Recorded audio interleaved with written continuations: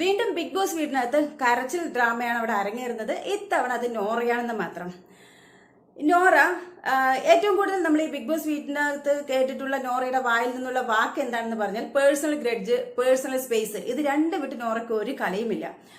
ആദ്യ സമയത്തല്ല നോറ ജിൻഡോ വഴക്ക് വന്നപ്പോൾ, അത് ജിൻഡോ പവർ ടീമിലായിരുന്നു. ആ സമയത്ത് നോറയെ നമ്മൾ പോസിറ്റീവായിട്ടാണ് കണ്ടിട്ടുള്ളത്. ഞാൻ എത്രയോ തവണ അത് പറഞ്ഞിട്ടുണ്ട്. കാരണം സൈലന്റ് ആയിട്ടിരുന്ന നോറ ഇപ്പൊ പോയിന്റുകൾ എടുത്തു വെക്കാൻ തുടങ്ങി, നിലപാടുകൾ വ്യക്തമാക്കാൻ തുടങ്ങി. അങ്ങനെ ഒരു പേഴ്സണൽ സ്പേസ് കിട്ടി. സൈലന്റ് ആയിട്ടിരുന്നവർക്കെല്ലാം നല്ലൊരു സ്പേസ് കിട്ടി എന്നാണ് പവർ ടീമിൽ 2 ആഴ്ച ജിൻഡോ ഇരുന്നുള്ള സമയത്ത് ജിൻഡോയോടായിരുന്നു ഏറ്റവും കൂടുതൽ ഫൈറ്റ്. തൊട്ടനും പിടിച്ചതിന് വേറെ ആരോടുമില്ല, ജിൻഡോയോടാണ്. ഒരു പ്രശ്നം കഴിഞ്ഞാൽ അത് വഴക്കായി തമ്മിൽ തല്ലി തർക്കിച്ചു എല്ലാം കഴിഞ്ഞാൽ അവിടെ സോറി പറഞ്ഞ് നിർത്തില്ല. വേറൊരു ടാസ്കോ വേറൊരു കാര്യം വരുമ്പോൾ വീണ്ടും അത് എടുത്തിട്ട് അങ്ങനെ 2 ആഴ്ച ജിൻഡോയോട് തന്നെ ഒരു പ്രശ്നം ഉണ്ടായിരുന്നു. അതൊക്കെ കഴിഞ്ഞു. പിന്നെ ജാൻമോണിയോട് ഒരു ഇഷ്യൂ ഉണ്ടായി.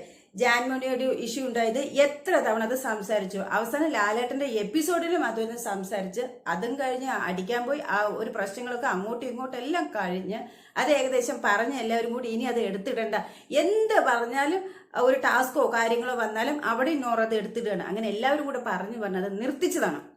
ഇനി അങ്ങനെ എടുത്തിടണ്ട എന്നുള്ളത്. ഇപ്പൊ വീണ്ടും ബിഗ് ബോസ് ഒരു ഫണ്ണായിട്ടുള്ള ഒരു ടാസ്ക് ആണ്. അതായത് ആ വീടിനകത്തുള്ളവരെ വെച്ചിട്ട് തന്നെ പെട്ടെന്ന് ഒരു സ്കിറ്റ് തയ്യാറാക്കുക, അത് അവതരിപ്പിക്കുക എന്നുള്ളതിന് ഓരോ ടീമായിട്ട്, ഓരോ വീട്ടിലുള്ളവർ ഓരോ ടീമായിട്ട് അത് അവതരിപ്പിക്കാൻ പറഞ്ഞാൽ, ആദ്യം അഭി പറഞ്ഞു നമുക്ക് ജാൻമോണിയെ വെച്ചിട്ടൊരു ഫണ്ണായിട്ട് ചെയ്യാം, എനിക്ക് അങ്ങനെ ചെയ്യണമെന്നുണ്ട് എന്ന് പറഞ്ഞപ്പോൾ അതിൽ അഭിഷേകും സായിയും തമ്മിൽ തീരുമാനിച്ചതിൽ ജാൻമോണിയുടെ വശം വരുന്നില്ല. അവർ വേറൊരു പ്ലാൻ തയ്യാറാക്കിയിരുന്നു, അത് വശം വരുന്നില്ല. അപ്പൊ അവര് അതിലിങ്ങനെ വരുന്നില്ല, അപ്പൊ നമുക്ക് ഇങ്ങനെ ചെയ്യാം എന്ന് വിചാരിച്ചിട്ടാ ഒരു സംഭവം പറഞ്ഞു. അതിലെല്ലാവരും ഓക്കെ ആയി. പക്ഷെ നോറ അതിൽ കയറി പിടിച്ചു. ജാൻമോണിയെ ഇടണം, ജാൻമോണിയെ ഇട്ട് ജാൻമോണിയോടുള്ള ആ പേഴ്സണൽ ഗ്രഡ്ജ് ടാസ്കിലൂടെ കൊണ്ടുവന്ന് പറയാനുള്ളത് നോറയ്ക്കത് പറയണം.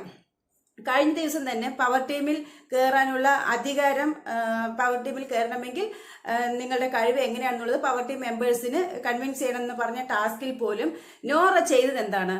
നോറയ്ക്ക് ആ വീട്ടിൽ ആരോടൊക്കെ എന്തൊക്കെയുണ്ടോ അതെല്ലാം പിന്നെ ചോറ് വെച്ച്, ഞാൻ ഈ വീട്ടിൽ ഇന്ന പണിയൊക്കെ ചെയ്തു, ഞാൻ ഇന്ന പോലെയൊക്കെ സാക്രിഫൈസ് ചെയ്തു, മറ്റുള്ളവരൊക്കെ എന്നെ പേഴ്സണൽ ഗ്രഡ്ജ് വെച്ചിട്ട് എന്നോട് ഇങ്ങനെയൊക്കെ പെരുമാറി, എന്നെ കുറ്റപ്പെടുത്തി, അങ്ങനെ നുള്ളി തല്ലി പിച്ച് എന്നുള്ള കാരണങ്ങളല്ലേ പറഞ്ഞത്.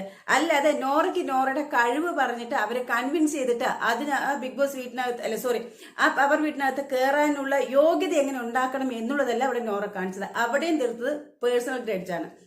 അങ്ങനെ ഒരാളെ കുറിച്ച് എന്തെങ്കിലും മനസ്സിലുണ്ടെങ്കിൽ അത് മനസ്സിൽ നിന്ന് വിടുന്നവരെയും നോറ ഇത് തന്നെയാണ് പറഞ്ഞുകൊണ്ടിരിക്കുന്നത്. ഇതിപ്പോ ഈ 36-37 ദിവസമായിട്ട് തന്നെയും പിന്നെയും ഇത് തന്നെ എത്ര കേട്ടോണ്ടിരിക്കും. എന്താണ്, ഇനി ഗെയിം അറിയാണ്ടാണോ? ഇതൊരു തന്ത്രമാണോ? എനിക്ക് തോന്നുന്നത് ഇതിനെക്കുറിച്ച് നോറയ്ക്ക് മറ്റുള്ളവരോട് കൂട്ടുകൂടാൻ പറ്റുന്നില്ല. അപ്പോൾ ഈ ഒരാൾ ഒന്ന് പറഞ്ഞ് അടുത്ത ആരെങ്കിലും ഇപ്പൊ ഒരാളോട് ഒരു വഴക്കുണ്ട്, അത് മനസ്സിൽ തന്നെ കിടന്നു, അത് വെച്ചിട്ട് വേറെ ടാസ്ക് വന്നാലും ശരി, ഇനി ഫുഡ് ഉണ്ടാക്കണമെങ്കിൽ ശരി, ക്ലീനിങ്, എങ്ങനെ റൂമിൽ സംസാരിക്കണമെങ്കിൽ എല്ലാം ഈ ടോപ്പിക് എടുത്തിടും. അടുത്തൊരാളുടെ കയ്യിൽ നിന്ന് ഒരു ഫൈറ്റ് വരുന്നവരത്തേക്കും ഇതിലേ തൂങ്ങി പിടിച്ചിട്ടിരിക്കും. അങ്ങനെ എല്ലാവരും വെറുപ്പിക്കും. ഇത് നോറയുടെ ഒരു തന്ത്രമായിട്ടാണ് എനിക്ക് തോന്നുന്നത്.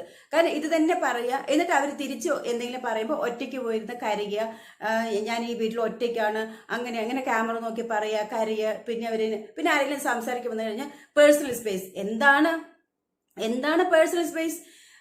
ഇപ്പൊ നോറ കരഞ്ഞ് ബാത്റൂമിനകത്ത് പോയി കരഞ്ഞ് മെഴുകിയിട്ടിരിക്കണം, പൂജ വന്ന് സംസാരിക്കാൻ വരും, എത്ര ഡിസ്റ്റൻസിലാണ് നിൽക്കുന്നത്, പൂജ എന്താ പ്രശ്നം എന്ന് ചോദിക്കുമ്പോൾ നിങ്ങൾ എന്നോട് ഇങ്ങനെ ഇടപെടേണ്ട, നിങ്ങൾ പേഴ്സണൽ സ്പേസിൽ നിന്നാൽ മതി പറഞ്ഞാൽ എന്തർത്ഥമുള്ളത്? ഈ 2 വാക്ക് മാത്രമേ നോറയ്ക്ക് അറിയുള്ളൂ. എന്താ ഈ കുട്ടി മനസ്സിലാക്കിയിരിക്കുന്നത്?